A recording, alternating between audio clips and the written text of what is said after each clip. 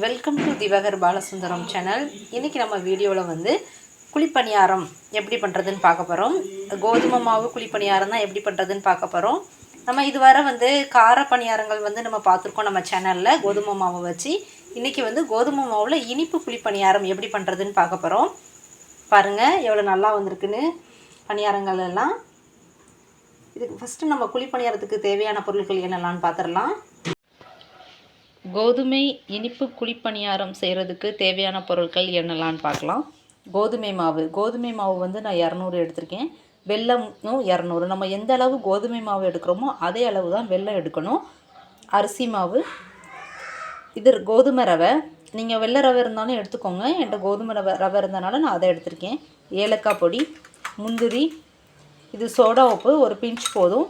இது நம்ம நார்மலாக வீட்டில் சமையலுக்கு யூஸ் பண்ணுற அந்த உப்பு தான். தேங்காய் துருவல் வந்து நான் அரை முறி தேங்காய் வந்து துருவி எடுத்து வச்சுருக்கேன். நெய், இதுதான் நம்மளுக்கு தேவையான பொருட்கள். இப்போ நம்ம ஃபஸ்ட்டு வந்து வெல்லத்தை வந்து பாகு செய்யலாம்.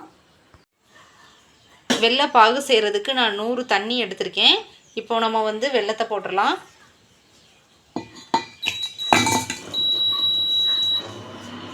வெல்லம் வந்து கரைஞ்சால் மட்டும் நம்மளுக்கு போதும். இதுக்கு பதம்லாம் எதுவும் கிடையாது. நம்ம ஃபில்ட்ரு பண்ணணும். வெல்லத்தை நல்லா கரைஞ்சிக்கிட்டோம். பாருங்கள் வெல்லம் எல்லாம் கரைஞ்சிருச்சு. இப்போ நம்ம இதை ஃபில்ட்ரு பண்ணிடலாம்.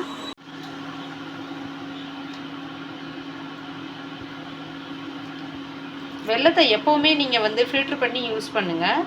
ஏன்னா அதில் நிறைய தூசி இருக்கும். பாருங்கள் எவ்வளோ தூசி இருக்குதுன்னு. நம்ம குழந்தைங்களுக்கெல்லாம் சாப்பிட கொடுப்போம். அப்புறம் அதில் ஏதாச்சும் பின்னு அந்த மாதிரி இருந்துச்சுன்னா குழந்தைங்களுக்கு வந்து குத்திரும். அதனால் எப்போவுமே நீங்கள் வெல்லத்தை ஃபில்ட்ரு பண்ணி யூஸ் பண்ணுங்கள். இப்போ நம்ம மாவை வந்து கலக்கலாம். வெள்ளைப்பாகு வந்து நம்ம ரெடி பண்ணிட்டோம். வெள்ளைப்பாகு வந்து ஆறட்டும். ஆறணுன்னு நம்ம வந்து மாவில் வந்து கலந்துக்கலாம். நம்ம சூடோடு மிக்ஸ் பண்ணுறப்போ வந்து மாவு வந்து கட்டி விடுறதுக்கான சான்ஸ் வந்து இருக்குது. அதனால நம்ம ஆறினோன்னே மிக்ஸ் பண்ணிப்போம். நம்ம 100 தண்ணி சேர்த்துருக்கிறதுனால நம்ம அதை நார்மலான வாட்டரில் நம்ம மிக்ஸ் பண்ணிட்டோம் அப்படின்னு சொன்னால் இதையும் சேர்க்குறப்போ தண்ணி ஆயிடக்கூடாது. மாவு வந்து நம்மளுக்கு கொஞ்சம் கட்டியாக தேவை. இது ஆறினோன்னா நம்ம எப்படி மிக்ஸ் பண்ணலான்னு பார்ப்போம். வெல்லம் நல்லா ஆறிடுச்சு. இப்போ நம்ம மாவு கலக்கலாம். வெல்லத்தை சேர்த்துடலாம்.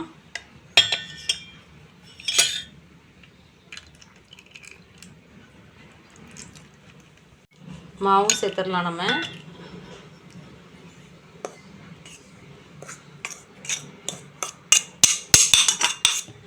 நல்லா மிக்ஸ் பண்ணி விட்ருங்க. நல்லா கலந்துக்கோங்க. இப்போ நம்ம இதுக்கு தேவையான அளவு உப்பு எல்லாம் சேர்த்துட்டு இன்னும் நல்லா மிக்ஸ் பண்ணி விட்றலாம். சோடா உப்பு, ஏலக்காய் பொடி, அரிசி மாவு பொடி.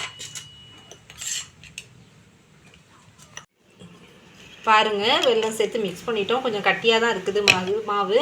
அதனால் இப்போ கொஞ்சம் தண்ணி சேர்த்துக்கிறேன். தண்ணி சேர்த்துருக்கேன். நல்லா மிக்ஸ் பண்ணி விட்றலாம். இதுக்கு நம்ம கொஞ்சம் தண்ணி வந்து சேர்க்குறப்போ கொஞ்சம் கவனமாக சேர்க்கணும். ரொம்ப தண்ணி ஆகிடுச்சுன்னா நம்மளுக்கு பணியாரம் வராது. கொஞ்சம் தண்ணி தேவைப்பட்டுச்சுன்னு மிக்ஸ் பண்ணேன். ஆனாலும் கொஞ்சம் கட்டியாக தான் இருக்குது. இப்போ நம்ம ரவை, தேங்காய் துருவல் எல்லாம் நெய்யில் வறுத்து சேர்த்துட்டு அதுக்கப்புறமா தண்ணி சேர்த்து மிக்ஸ் பண்ணிடலாம். இப்போ இதை நம்ம மூடி வச்சிடலாம். ஒரு பாத்திரத்தில் வந்து நெய் சேர்த்துக்கலாம்.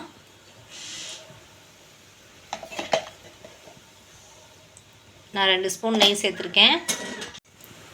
நெய் சூடாகிடுச்சு. இப்போ நம்ம முந்திரி சேர்த்துடலாம்.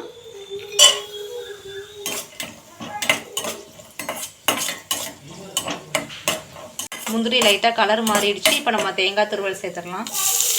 இதை கொஞ்சம் சிம்மில் வச்சே பண்ணுங்கள். தேங்காயும் லைட்டாக வதக்கியாச்சு. இப்போ நம்ம ரவை சேர்த்துடலாம். ரொம்ப டீப்பாக வதக்கணும்னு இல்லை. நம்ம மணத்துக்காக தான் நம்ம வந்து வறுத்து போடுறோம். அதனால் லைட்டாக மட்டும் வறுத்துக்கோங்க. பாருங்கள் வறுத்தாச்சு. இப்போ நம்ம இதை வந்து கோதுமை கரைசலில் வந்து சேர்த்துடலாம்.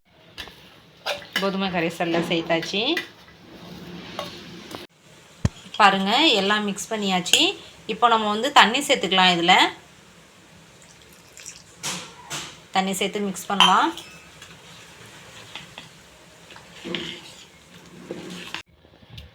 பாருங்கள் கோதுமை குழி பணியாரத்துக்கு மாவு வந்து ரெடி ஆகிடுச்சு.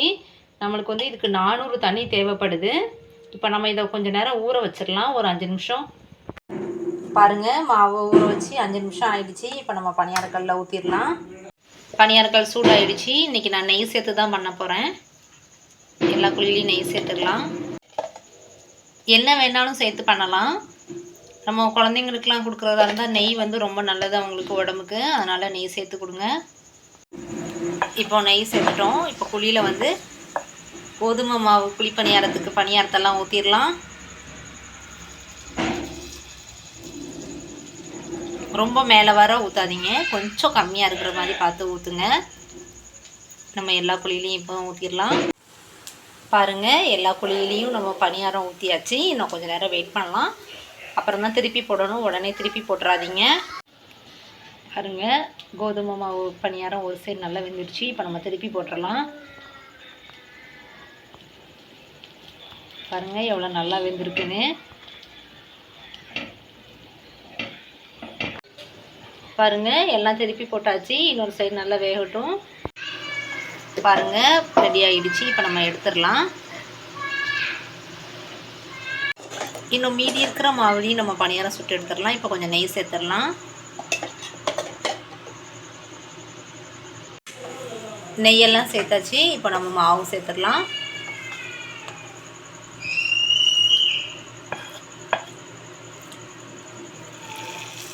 மாவு ரொம்ப ஊற்றிடாதீங்க, குழி ஃபுல்லாக கொஞ்சம் கம்மியாகவே ஊற்றுங்க. இப்போ எல்லா குழியிலையும் மாவு ஊற்றிடலாம். பாருங்கள், குழி பணியாரம் நல்லா வெந்துடுச்சு. இப்போ நம்ம திருப்பி போட்டுடலாம். கருக விட்டுறாதீங்க, ஸ்லோ தீயில் வச்சே பண்ணுங்கள். நல்லா வேக வச்சு எடுங்க. ஆனால் இப்போ எல்லாத்தையும் நம்ம திருப்பி போட்டுடலாம். பாருங்கள், எல்லாம் திருப்பி போட்டாச்சு. நல்லா வேகட்டும்.